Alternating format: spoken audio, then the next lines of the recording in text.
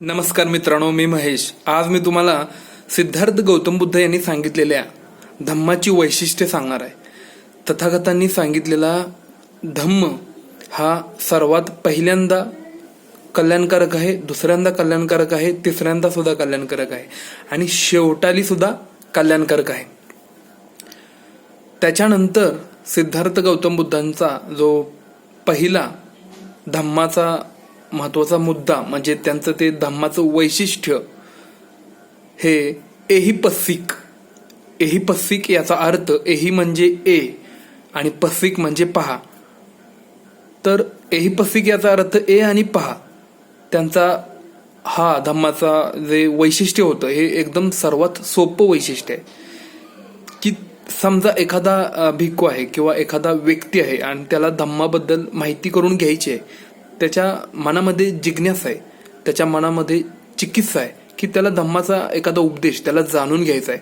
तर सिद्धार्थ गौतम बुद्ध त्याला असं सांगत की तू स्वतः ये, स्वतः बघ, स्वतः अनुभव घे. जे तुला विचार पटतील ते विचार स्वीकार कर आणि जे तुला विचार पटणार नाहीत तर ते सोडून दे. एकदम साधा आणि सरळ त्यांचा उपदेश होता की तू स्वतः ये, स्वतः अनुभव घे. जर ते तुला विचार पटले तरच मान्य कर आणि जे विचार पटले नाहीत तर मान्य करू नको, ते सोडून दे. असं सिद्धार्थ गौतम बुद्ध आपल्या उपदेशकांना सुद्धा सांगत आणि भिक्खूंना सांगत, त्याच्यानंतर उपासकांना सांगत. किंवा एखादा व्यक्ती ज्याला बुद्ध धम्माबद्दल काही जाणून घ्यायचं असेल तर सिद्धार्थ गौतम बुद्ध ते एकदम साधा आणि सरळ उपदेश करत की एहिपस्सिक म्हणजे ए आणि पहा. पुन्हा एकदा सांगतो की ए आणि पहा म्हणजे त्याचा अर्थ एखाद्या व्यक्तीला काही जाणून घ्यायचं आहे, त्याच्या मनामध्ये चिकित्सा निर्माण झाल्या, त्याच्या मनामध्ये जिज्ञासा निर्माण झाल्या की मला ह्या गोष्टीबद्दल जाणून घ्यायचं आहे.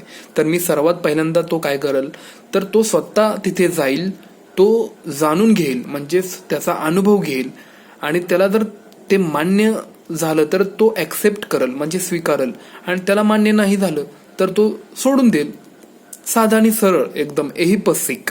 त्यानंतर तथागत गौतम बुद्ध तो जो धम्माचा विचार होता की काही तत्वज्ञानी जे धर्माची लोक होते त्यांनी सरळ सरळ चिकित्साच नाकारली होती आणि त्याचा उदाहरण म्हणजे मनुस्मृती की शूद्र लोकांना कोणतीही चिकित्सा कोणतंही वाचन लेखन करण्याची परवानगी पूर्णपणे मनुस्मृतीने नाकारली होती की त्यांच्यावरती पूर्णपणे गुलामी लादली होती, शारीरिक सोबत मानसिक गुलामी लादली होती की त्यांना वाचण्याचं, बोलण्याचा, लिहिण्याचा कसलाही अधिकार नव्हता.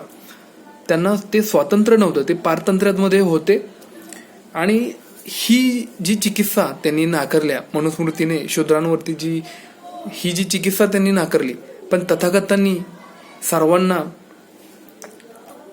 मात्र मुभा दिलेली आहे की तुम्ही या, पहा, तुम्हाला जर ते विचार मान्य म्हणजे करावंसे वाटले तर मान्य करा आणि ते तुम्हाला चुकीचे वाटले तर ते सोडून द्या.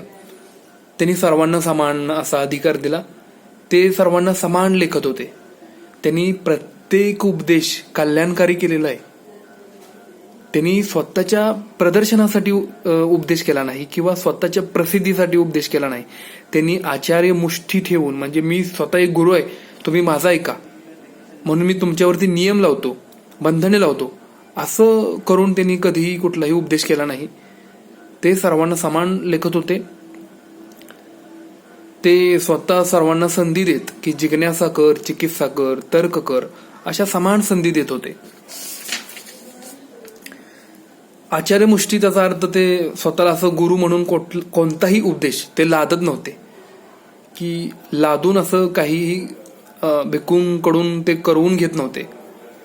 तर उपदेश हा सर्वांसाठी होता की प्रत्येकाला वाटे की मग असा उपदेश केल्यानंतर जे श्रावक होते, जे उपासक होते, त्यांना सुद्धा तो धम्म उपदेश ऐकावासा वाटत होता की तथागत हे प्रदर्शनासाठी कोणताही उपदेश करत नव्हते. त्यामुळं श्रावक जे होते, जे तिथं उपासक यायचे, त्यांना सुद्धा तो उपदेश असा वाटे की तो माझ्यासाठीच आहे.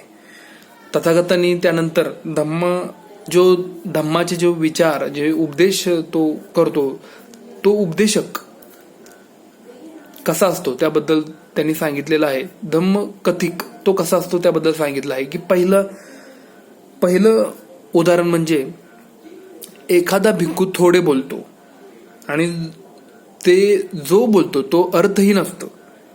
म्हणजे बोलण्याचे प्रमाण कमी आणि बोलण्यात अर्थपूर्णता नाही.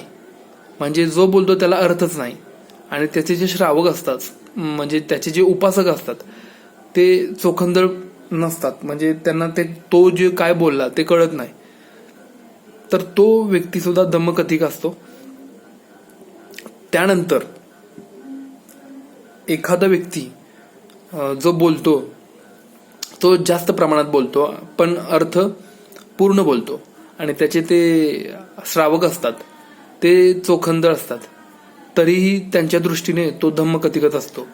समजा एखादा व्यक्ती जो बोलत आहे तो कमी बोललाय पण त्याचे ते श्रावक असतात ते चोखंदळ नसतात, त्यांना समजलंच नसतं की ते काय बोललाय. तर असा जो व्यक्ती असतो तो धम्मकथिक असतो. समजा एखादा व्यक्ती अर्थपूर्ण बोलतो, कमी बोलतो आणि ते त्याच्या त्या उपासक असतात जे श्रावक असतात त्यांना ते समजतं. तो कमी बोलतो पण अर्थपूर्ण बोलतो आणि त्या श्रावकांना पण ते समजतं. तर असा व्यक्ती हा धम्मकथिकच असतो. म्हणजे म्हणायचा उद्देश असा आहे की एखादा व्यक्ती अर्थपूर्ण कमी बोलत असेल पण अर्थपूर्ण बोलत असेल तर ते उपासक जे असतात जे श्रावक असतात त्यांना सुद्धा ते नीट कळतं, ते नीट जाणतात आणि तसं ते आचरण करतात.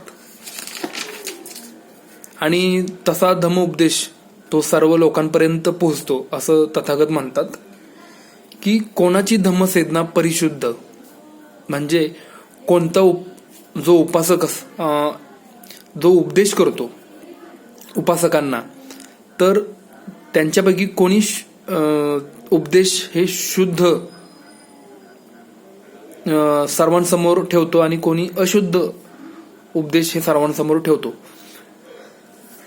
तर त्यांनी एक उदाहरण दिलंय. समजा एक उपदेशक आहे आणि तो सर्व भिक्षूंना उपदेश करतोय पण त्याला असं वाटतंय की मी उपदेश केल्यानंतर मला प्रसिद्धी मिळेल आणि त्याच्यानंतर लोक खुश होऊन जातील आणि सर्व माझी चर्चा लोकांकडं करतील, इतरांकडे करतील की मी खुश होईन.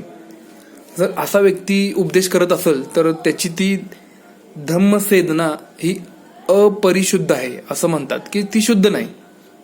कारण ती त्यानं स्वतःसाठी उपदेश केलेला आहे, तो इतरांच्या कल्याणासाठी त्यानं उपदेश केला नाही. पण एखादा भिक्खू एखादा उपदेशक हा भिक्खूंना उपदेश करत आहे आणि उपदेश केल्यानंतर त्या उपासकांना तो उपदेश कळतो, ते समजून घेतात आणि त्या उपदेशावरती चालण्याचा प्रयत्न करतात आणि त्या व्यक्तीला त्याबद्दलही काही वाटत नाही.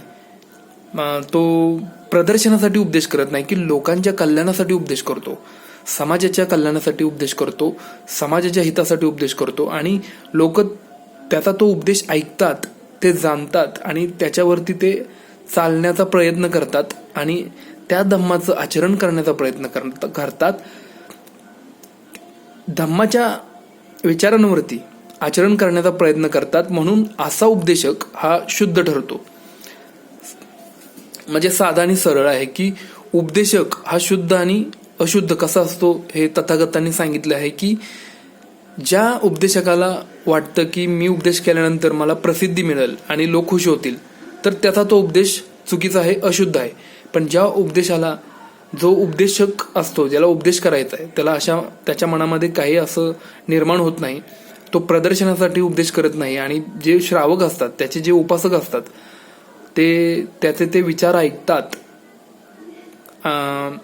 काळजीपूर्वक ऐकतात, जाणतात आणि त्या विचारांवरती आचरण करतात, तर तसा उपदेशक हा शुद्ध असतो असं तथागत गौतम बुद्ध आपल्या भिक्खूंना सांगतात. धन्यवाद. जय जिजाऊ, जय शिवराय, जय भीम, नमो बुद्धाय.